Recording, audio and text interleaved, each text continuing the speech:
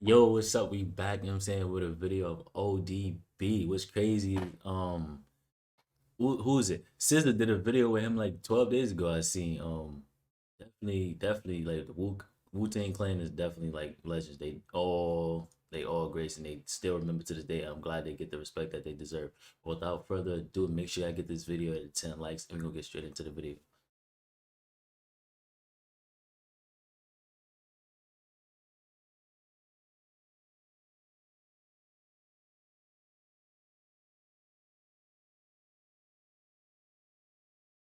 American rapper Russell Tyrone Jones, better known by a myriad of other names such as Osiris, Ason Unique, Big Baby Jesus, and Old Dirty Bastard, or ODB, was born on November 15, 1968, in Brooklyn, New York. His most famous stage name was derived from the 80s Chinese martial arts film An Old Kung Fu Master, also called Old Dirty and the Bastard.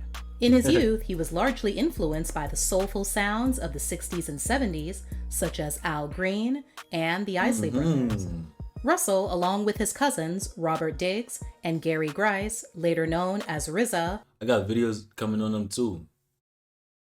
and GZA, respectively, formed a hip-hop group called Force of the Imperial Master. Later, they became known as All In Together Now, after their successful underground single of the same name.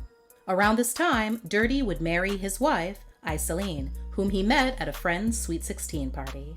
Eventually, the trio added more members to their group, 6 to be exact, and changed their name again to Wu-Tang Clan. After signing with Loud Records in 1992, the group released their debut album. Dirty was always honest about how much of a troublemaker he was as a child. He would continue the same behavior into his adult life, but evidently faced much more dire consequences for his actions. In 1993, he was convicted of second-degree assault for an attempted robbery, and the following year, he was shot on the street in the stomach following an argument with another unnamed rapper. 2 years later, ODB's solo career would begin and take off after signing with Elektra Records. His first solo album, Return to the 36 Chambers, When it comes to stuff like that and getting shot in your stomach, they say it mess up your breathing permanently. I don't know how true that is though. Dirty version, spawned the hit singles Shimmy Shimmy Ya and Brooklyn Zoo, which helped propel the album to platinum status. Shimmy, shimmy, y'all, shimmy, yeah, shimmy, yeah. Give me the mic so I can take a whip.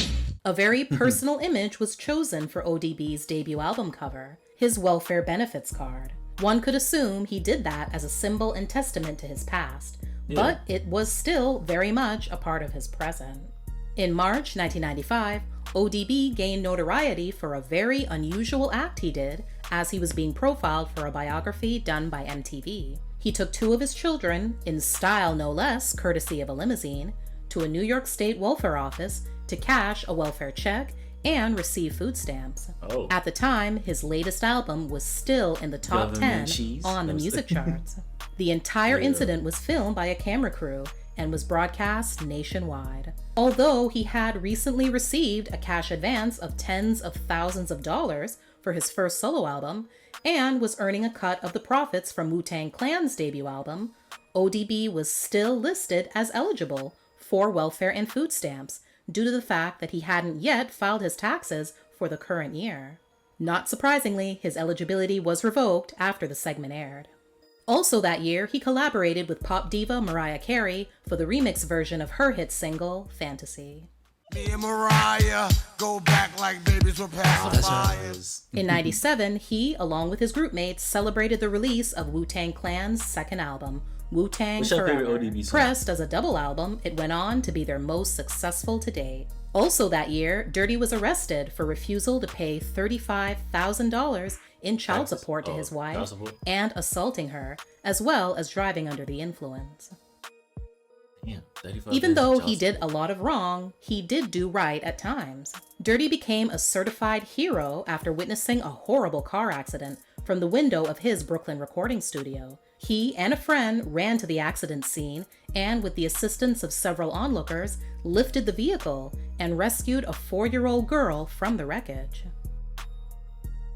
The evening following that car accident, ODB would put in an appearance at the 1998 Grammy Awards to celebrate Wu-Tang's Best Rap Album nomination, and what a memorable appearance it was. During the show, he unexpectedly came up on stage as folk rock singer-songwriter Sean Colvin was about to give her acceptance speech for her Song of the Year win. ODB was visibly irritated and proceeded to let everyone watching know that he had purchased an expensive outfit in anticipation of Wu-Tang Clan winning the award, which they didn't, and that Wu-Tang was for the children. The award went to Puff Daddy instead. Mr. Take That, can't stop, won't stop himself.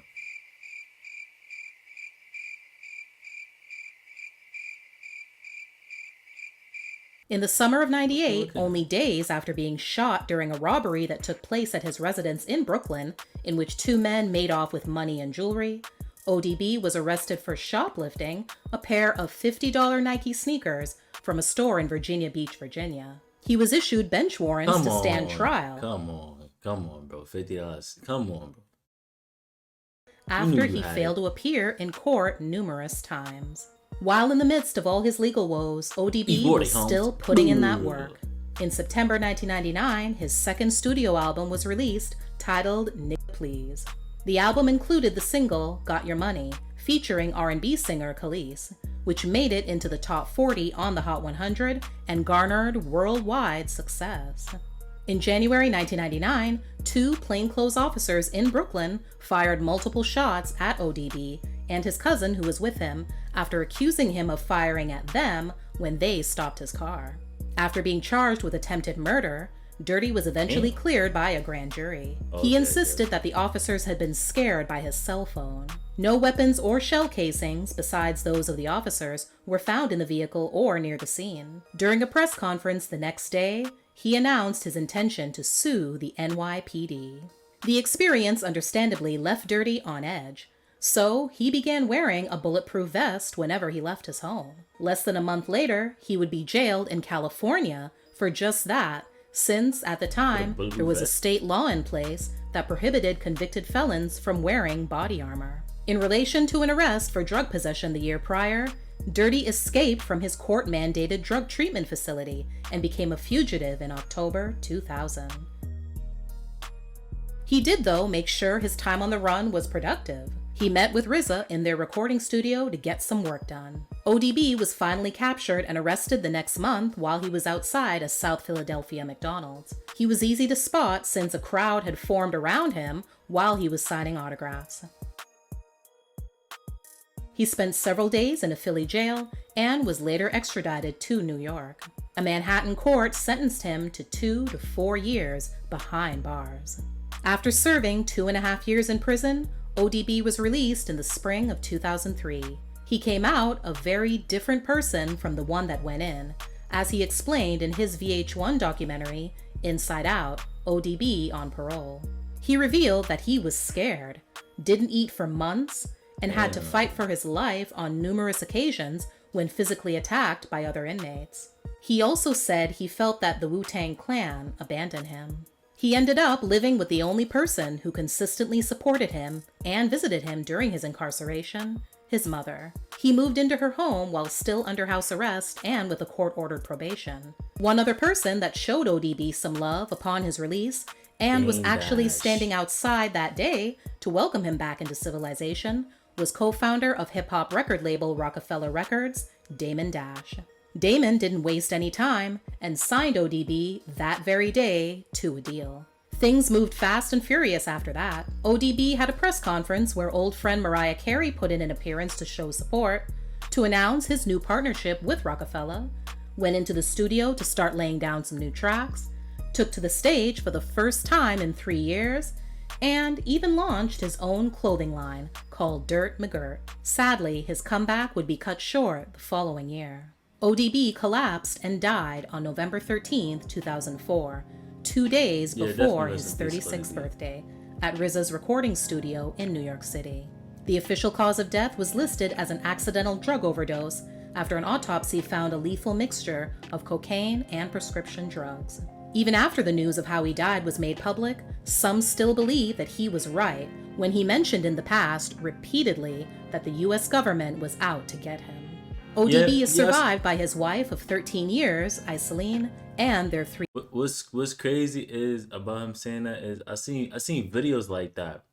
I seen videos of him saying that and all that, and then next thing you know, children, which she insists are the only ones that have been proven to be his. The official number of children ODB has fathered has always been a mystery. Even when asked in interviews over the years, he'd consistently dodged the question. Reports have said it could be anywhere from 7 to 13, with at least 6 women.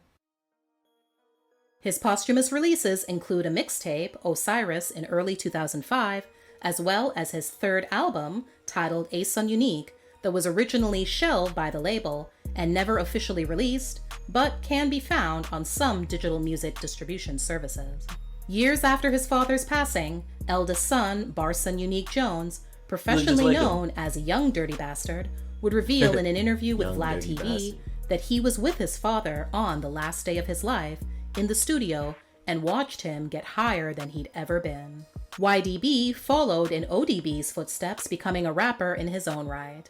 In addition to his own projects, he's also hooked up with Wu-Tang on tour, honoring his late father by performing his verses.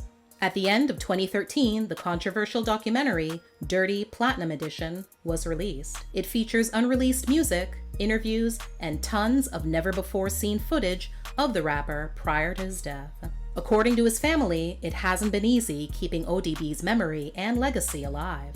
In November 2014, his family spoke to XXL magazine about wanting to do something special to commemorate the 10th anniversary of his death, but was unable to after not receiving any support, i.e. money, from anyone. In September 2019, streaming platform Hulu debuted the series Wu-Tang: An American Saga. To celebrate the 25th anniversary of ODB's solo debut album, a re-release of the project featuring the original album material, alongside unreleased tracks and instrumentals, was issued in March 2020. Amazon Music also released a 16-minute documentary to commemorate the occasion. They got a mural of him in the style? I didn't even know that. Thanks for watching. Please like, share, and comment. Also, let me know what's your favorite ODB song. Definitely shout out to Wu-Tang Clan. That being said, I appreciate y'all for all the love and support. Love is love. You know what I'm saying? Make sure y'all stay safe. And I'm gonna catch y'all in the next video.